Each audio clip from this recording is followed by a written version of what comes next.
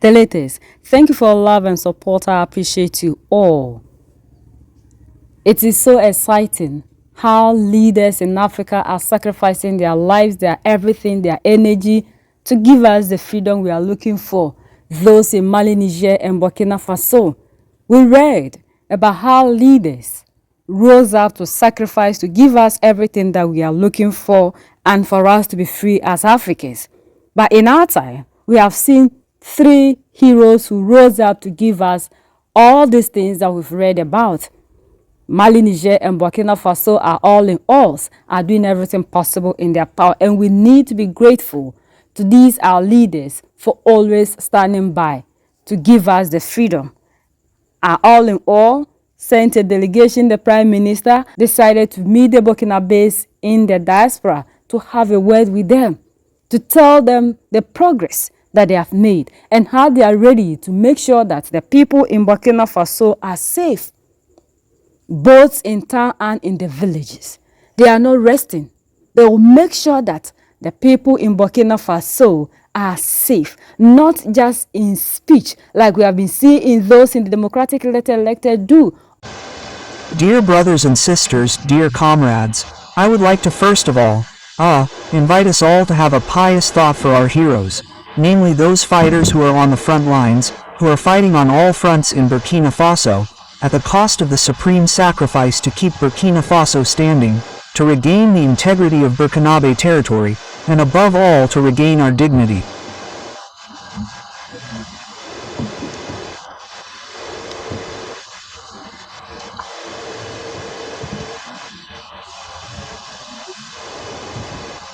And I think that it is the least we owe them to express our admiration for this spirit of sacrifice that allows us today to maintain the hope of a Burkina Faso where peace has returned, a Burkina Faso that will have fully regained its independence, and a Burkina Faso that has the means for its children and for the future.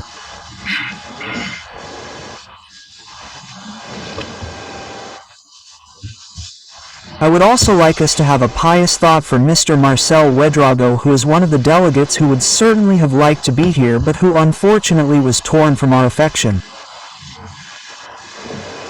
We will hope that his soul rests in peace.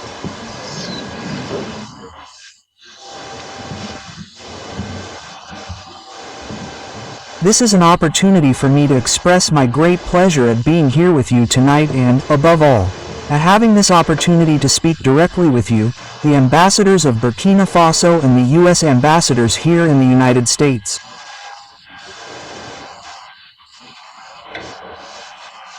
I know that you have come from several states. Some have traveled long distances to be here.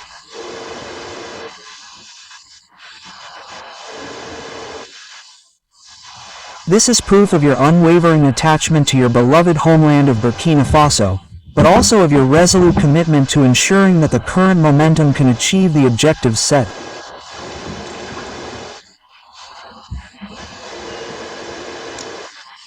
What I can also say is that the ambassador said today that the leadership of the comrade president of Burkina Faso has earned us sympathy wherever we go.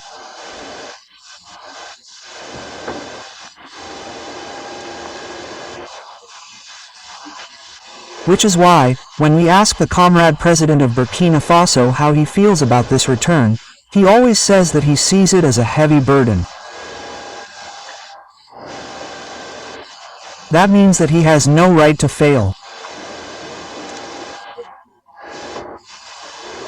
And each of us must share this responsibility because we must ensure that we live up to the sympathy that the world has for us today, wherever we go.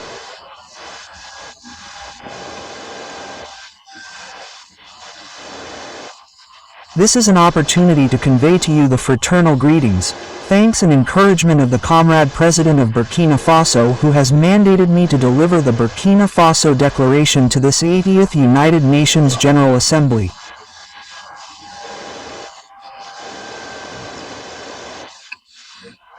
This is also an opportunity for me to give you a glimpse of some information on the dynamics of the Progressive People's Revolution.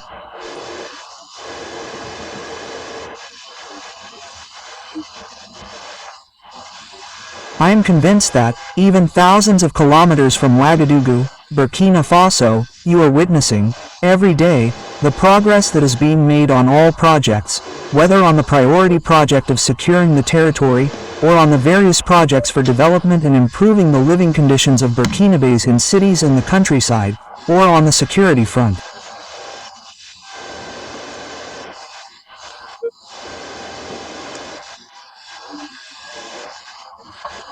I believe that today, as I have already indicated, we must be grateful every day and express our admiration for the Comrade President of Burkina Faso, the Supreme Commander of the Armed Forces, for our fighters, our warriors who, today, are for each of us a model of commitment and spirit of sacrifice. It is thanks to their sacrifice, their commitment.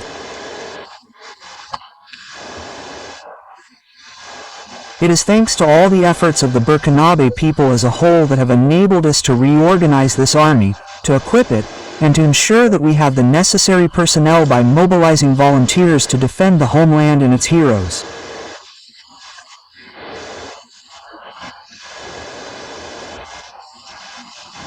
All of this is what has enabled us today to record significant victories and to reconquer areas that we thought were definitively lost.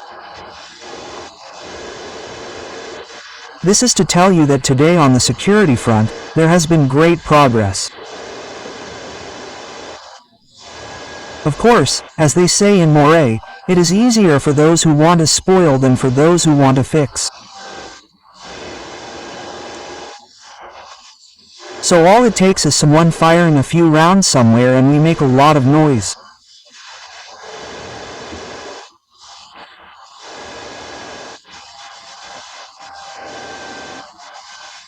But let's remain calm, because the momentum is virtuous and the momentum will become easier because, today, we men are determined to do everything necessary, to make every sacrifice so that our army, our volunteers for the defense of the homeland, our defense and security forces can ensure this certain victory for us as soon as possible.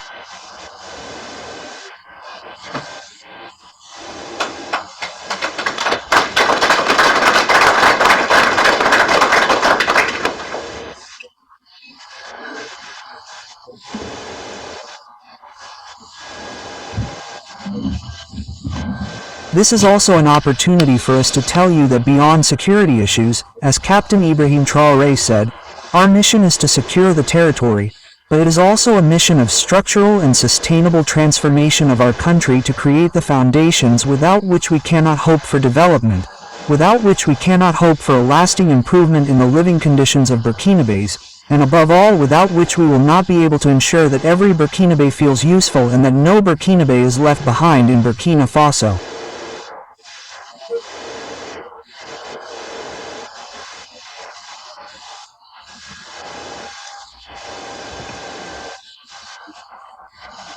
So this is to say that on development projects, whether on the issue of agriculture, because President Dufo reminds us every time, there is no dignity, there is no freedom for those who do not eat their fill.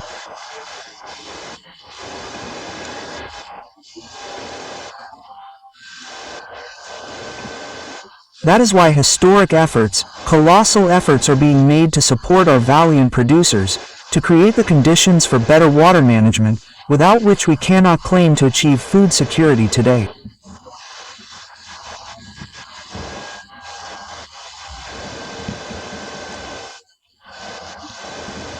By the grace of God, thanks to the resurgence of citizens, thanks to the courage of our producers, we are achieving extremely encouraging results. As you know, last year, in cereals alone, we produced more than 6 million tons of cereals. This year, we are aiming for a 15% increase. This means that we should exceed 7 million tons of cereals with more than 1 million tons of rice.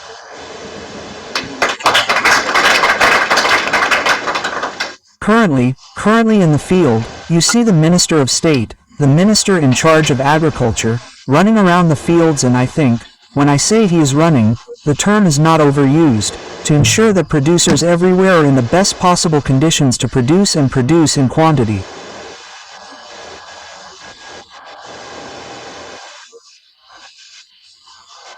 And you see the agro-pastoral and Altic offensive in agriculture in the livestock sector.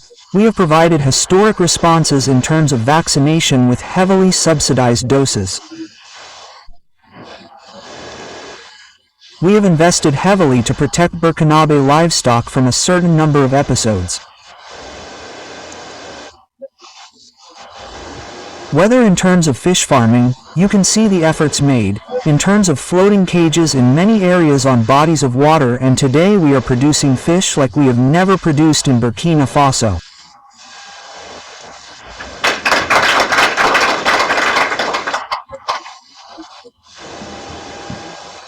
Whether in terms of education, the presidential initiative is underway, whether in terms of infrastructure, or the reorganization of the entire education system with a particular focus on the science and technology sectors.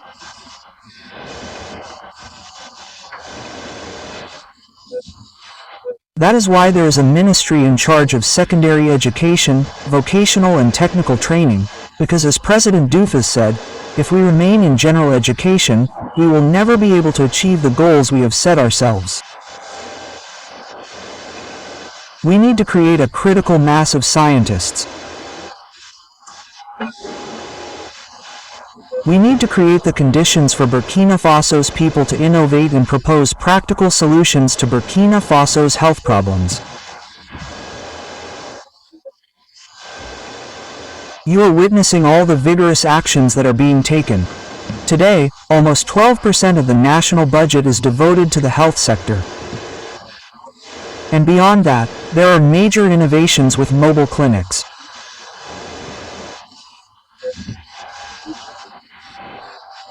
You have seen the efforts made to significantly reduce the costs of imaging, CT scans, and MRIs, which were previously inaccessible tests, but which ordinary Burkinabe have experienced significant reductions. If actually they are fighting for the interests of the African, what we are seeing in Mali, Niger, and Burkina Faso should be happening all over Africa. But these our leaders are doing everything possible in their power to set their people free. And this is what we call leadership.